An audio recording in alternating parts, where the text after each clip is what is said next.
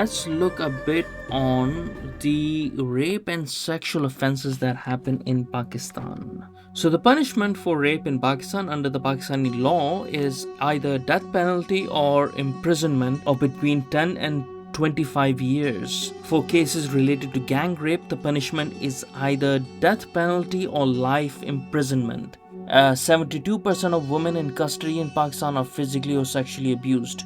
So I just related to you the law that is there, and the law would seem appropriate for such cases. But then I also told you 72% of the women in custody, under police custody in Pakistan, are physically or sexually abused. So the law does not really matter much if the people who are supposed to implement it or uphold it are not really up to the task. 4,326 cases of rape were reported in the year of 2018. And 2019, this went up actually 4,377. 2020, 3,887. It got lower. 2021, 1,866. Still high numbers. I don't know the reason of going down. I think so it was lower reporting during the COVID times as well. In 2019, the government of Pakistan established more than 1,000 special courts across the country. These special courts would focus only on addressing the issues related to violence against women in Pakistan. Prior to 1979, Section 375 of the Pakistan Penal Code stated that girls younger than the age of 14 were prohibited from sex acts even if consent was acquired. So consent acquired by the parents, obviously. So even then it was not allowed. But obviously, as when we go through the constitution of Pakistan, we'll see how the Pakistan Penal Code has been subverted by Sharia law. So they might have progressive or try to have some progressive liberal laws in there to help this situation within Pakistan. They always get curtailed by Sharia law. Islamic legal tradition treats any sexual contact outside a legal marriage as a crime. So the main category of such crimes is zina, defined as any act of illicit sexual intercourse between a man and a woman. According to a study carried out by Human Rights Watch, there is a rape once every 2 hours, a gang rape every hour, and 70 to 90% women are suffering with some kind of domestic violence.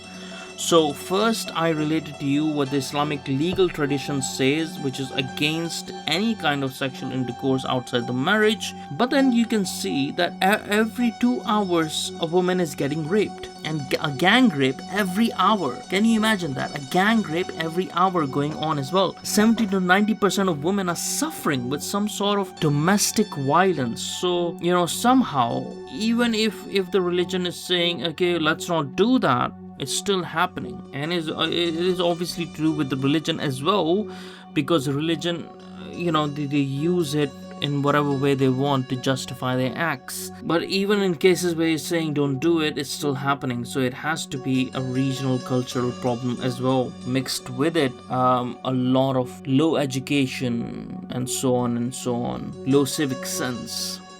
So the Criminal Law Amendments or Offense of Rape Act 2016. Let's talk about that. On 7th of October 2016, Pakistan's parliament unanimously passed a new anti-rape and anti-honor killing bill. The new laws introduce harsher punishment for the perpetrators of such crimes. According to the new anti-rape bill, DNA testing was made mandatory in rape cases. Sabotaging or disrupting the work of a police officer or government official could result in imprisonment of 1 year under the new law. Government officials who are found taking advantage of their official position to commit act of rape, which is custodial rape, are liable to imprisonment for life and a fine. According to the new law, anyone who rapes a minor or a mentally or physically disabled person will be liable for the death penalty or life imprisonment. So you can see as well, with the best intentions of the people who are trying to implement Pakistan Penal Code, it's a law with the most harshest penalties, and trying to discourage people from doing these acts, still 72% of women in custody in Pakistan are physically or sexually abused. So it's sort of like pissing in the wind. Anyways, so then we come up to domestic abuse. In Pakistan, approximately 20 to 30% of women face some form of domestic abuse during their lifetime. Marital rape is a common form of spousal abuse, as it is not considered to be a crime under the zina laws. Under the Sharia zina laws, it is not considered rape. Marital rape is treated the same as any other rape in Pakistani law, punishable with death by hanging or up to 25 years in prison. However, only one case of marital rape has been reported in Pakistan, despite it being a common problem, because it is not according to Sharia, it is not under the zina law. So there's two laws basically that are competing with each other: the Pakistani penal code, which is based on English common law, and the Sharia law, which is based on the rulings of Islam. And you also have to consider that the marital rape is not the same as it is in the West for these women in Pakistan, because a lot of women in Pakistan, the problem is that they are arranged marriage, so they don't know their husbands or anything. A lot of the time they're also married without consent, where consent is taken from them through coercive means. Then we move on to the snapshot of child sexual abuse. In September 2014, the British Channel 4 broadcasted a documentary called Pakistan's Hidden Shame, directed by Muhammad Naqvi and produced by Jamie Dornan, which highlighted the problem of sexual abuse of street children in particular, an estimated 90% of whom have been sexually abused. The practice of bachabazi, a common custom involving sexual abuse of adolescent males or boys by older men, is reported to be common in the areas of northwestern Pakistan, which also links with Afghanistan because it's a very common thing within Afghanistan as well. While Pakistan has laws for the protection of children and banning of homosexuality, these are rarely enforced, and bachabazi is justified as a cultural tradition. And this is actually something that goes against Islam itself, because Islam is explicitly against homosexuality and also the exploitation of young boys, but still it doesn't matter because these cultural traditions are there, they are corrupt. It's the people that are the problem anyways, regardless of any other coding that could be put on them. The NGO Sahel reported 3,832 cases of child abuse in 2018. Most of these cases are reported in Punjab province, and the fewer cases were reported in Gilgit-Baltistan province. About 72% of the cases are reported in rural areas and 28% in urban areas.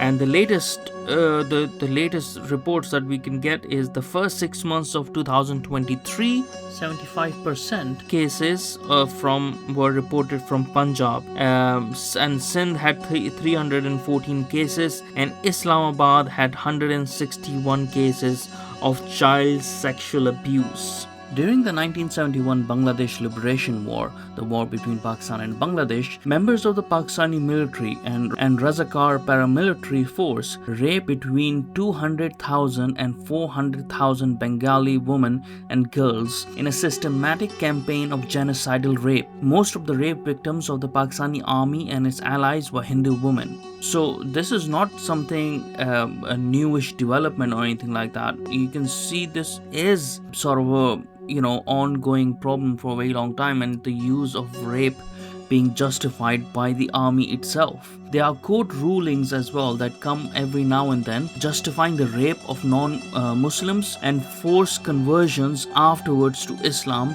as a result of it, and also them being forced to marry their rapists.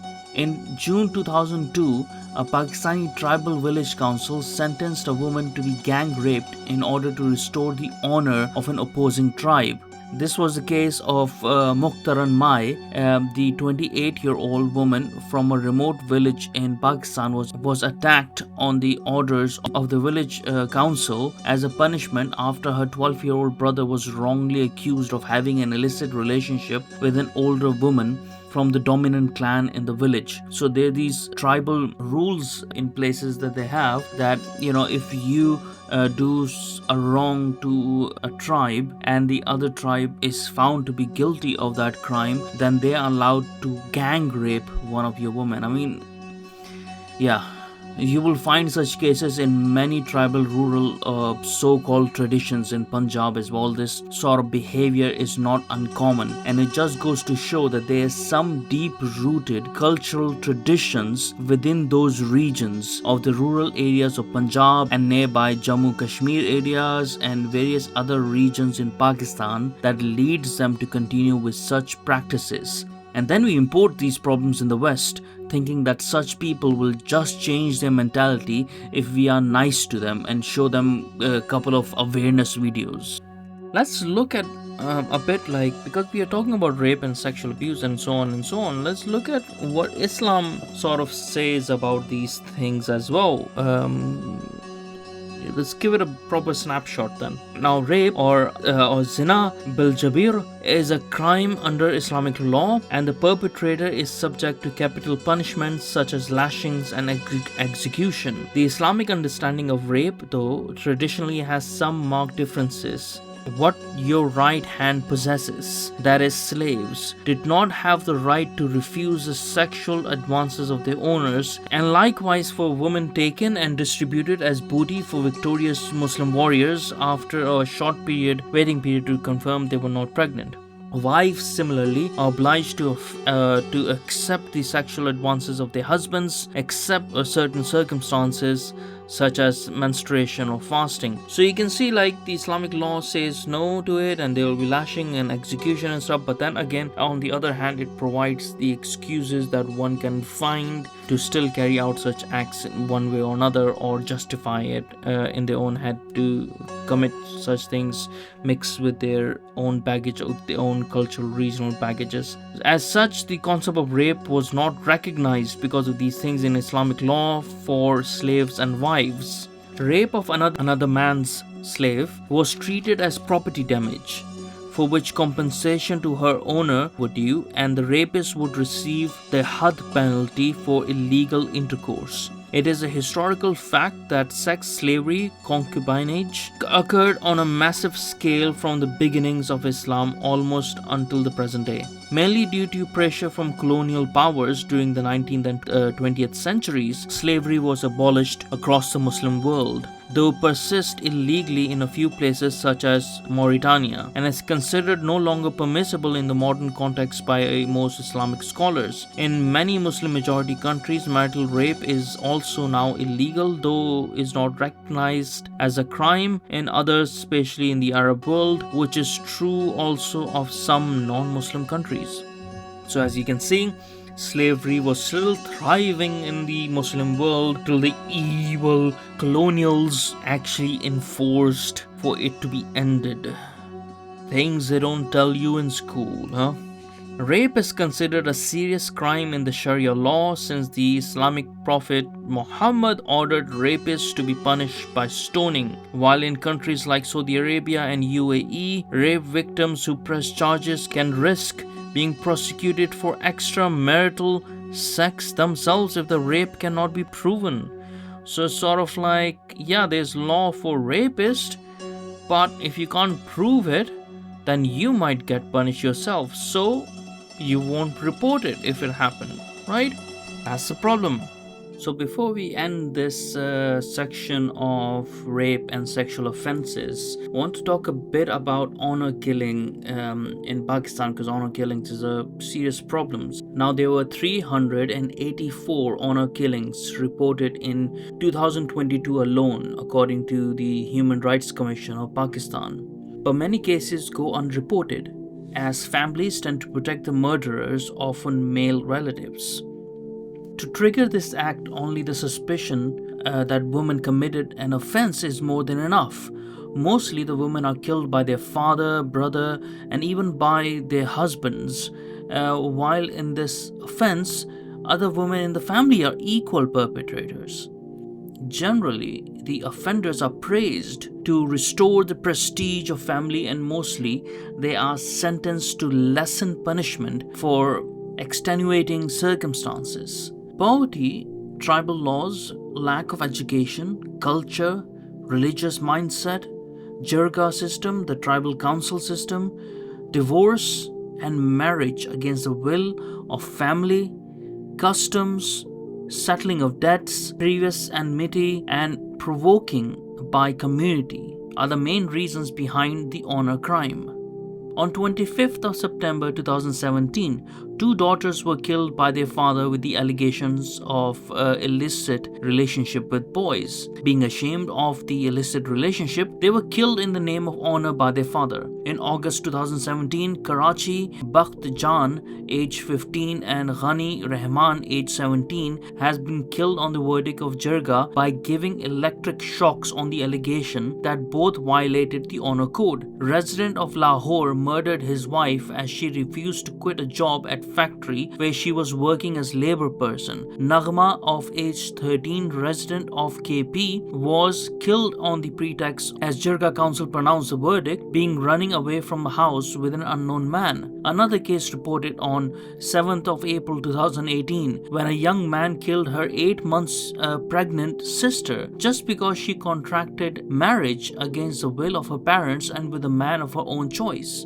There are so many examples. I can go on and on and on and on. This was just a snapshot of 2 years, 2017 and 2018, where there were some known cases. Social activist Saima Munir said that laws are made, but they are not implemented. Parliamentarians approve bills from the assembly and forget to implement them. Not a single case is registered in the police station under the domestic violence bill. It happened because the women do not know about this law and the police do not know what this law is. In 2019, 2020, and 2021, a total of more than 11,000 cases of rape and gang rape were registered. During this period, there were about 4,000 cases of murder of women and more than 1,000 cases of honor killing. According to the data released by the Human Rights Commission in Pakistan, dozens of honor killings have occurred in different cities of Pakistan from 2016 to 2022. According to HRCP, there were 520 honor killings across the country in the year 2022. Among those killed are 197 men and 323 women. In the year 2023 till June, there have been 215 honor killings, including 70 men and 145 women.